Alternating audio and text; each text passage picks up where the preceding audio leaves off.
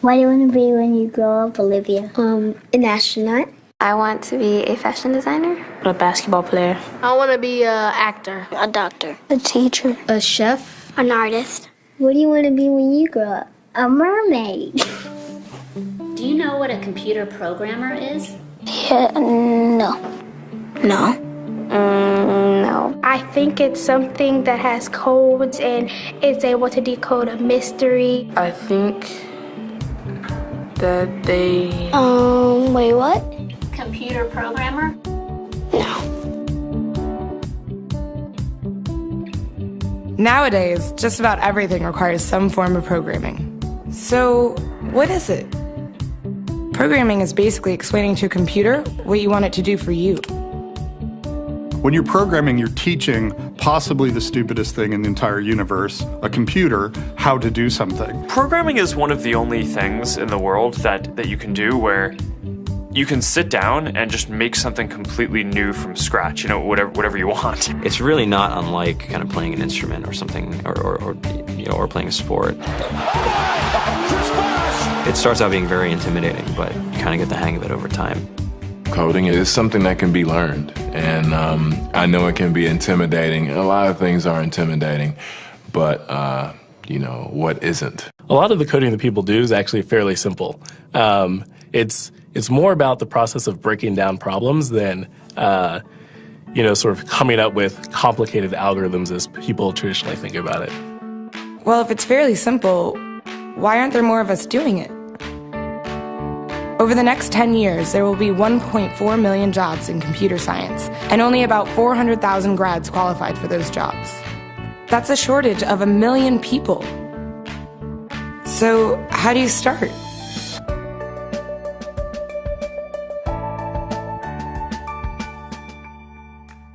I was obsessed with maps when I was a kid, and cities specifically. So I taught myself how to program. I had a very clear goal of what I wanted to do, which is to see a map of the city on my screen and play with it. Put things on the map, move things around the map. See what was happening in the city, how it worked, how it lived, how it breathed. The best early thing was actually using software to decide when the classes in my school would meet, and that put me in a position to decide which girls were in my class. The first program I wrote asked things like, what's your favorite color?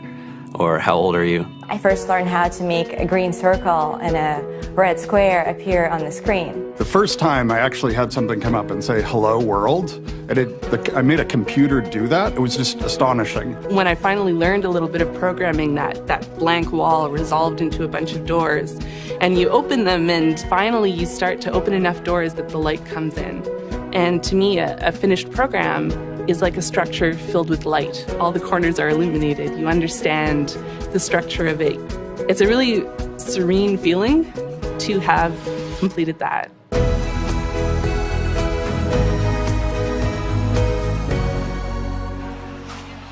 It took me some time to realize that creating things with your hands or creating code, creating programs, is just a different way to express creativity. I think right now there's a big emergence of the culture of making. People who make their own scarves and hats, people who write their own apps. Now it's just limited by your imagination and sort of what kinds of ideas what kind of understanding can you build into the computer so that it can do these things that were previously impossible.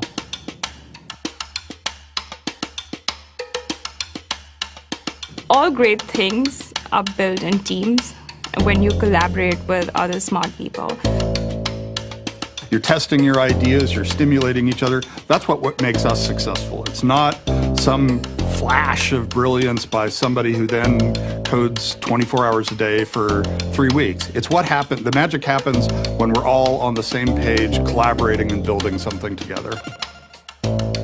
There's a much greater need in the world for engineers and people who can write code than there will ever be supply. And so we all live these very charmed lives. To get the very best people, we try to make the office as awesome as possible.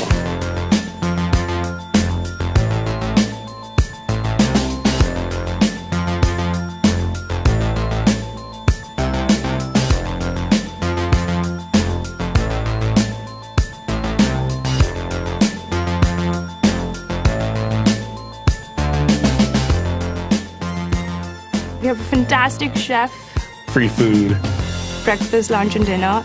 free laundry, snacks, even places to play and video games and scooters. There's all these kind of interesting things around the office and places where people can play or relax or go to think or play music or be creative. I went on the Bureau of Labor Statistics for the United States, and there's about a third of the pie that's all the things you would expect. It's, they're working in the government, they're working in typical technology jobs. But then, like, the rest of the pie, and it was the majority of the pie, just split down into these little teeny slices of every industry imaginable. And what it is, computers are everywhere. You want to work in agriculture? Do you want to work in entertainment? Do you want to work in manufacturing? It's just all over.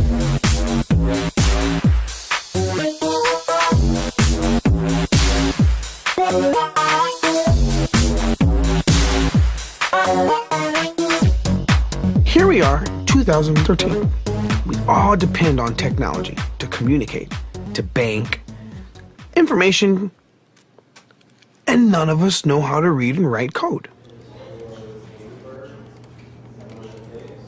So you guys, what else? Who else has an idea of what we can change with our programming? What else can we do? Tiffany? What I saw my students take away from using Scratch and programming in our classroom is that they were willing to push through problems. It really builds critical thinking, it builds problem solving, and it's something that they can then apply to math in the classroom or their reading skills. We integrated science with this programming, and I saw my scores go up 30%. When I was in school, I was in this after-school group called the Whiz Kids. And when people found out, they laughed at me and, all these things. And I'm like, man, I don't care. I think it's cool. And, I'm learning a lot. And some of my friends have jobs. It's important for these kids. It should be mandatory to be a citizen on this planet, to read and write code. I just think you have to start small, right? And I think that's one of the biggest misconceptions about computer science and programming overall is that you have to learn this big body of information before you can do anything. You don't have to be a genius to know how to code. You need to be determined. Addition, subtraction, that's about it. You should probably know your multiplication tables. You don't have to be a genius to code. Do you have to be a genius to read? Do you have to be a genius to do math? No? No? I think if someone had told me that software is really about humanity, that it's really about helping people by using computer technology, it would have changed my outlook a lot earlier. Whether you're trying to make a lot of money or whether you just want to change the world, computer programming is an incredibly empowering skill to learn. To be able to actually come up with an idea and then see it in your hands and then be able to press a button and have it be in millions of people's hands. I think we're the first generation in the world that's really ever had that kind of experience. The programmers of tomorrow are the wizards of the future. You're going to look like you have magic powers compared to everybody else. I think it's amazing. I think it's the closest thing we have to a superpower. Great coders are today's rock stars. That's it.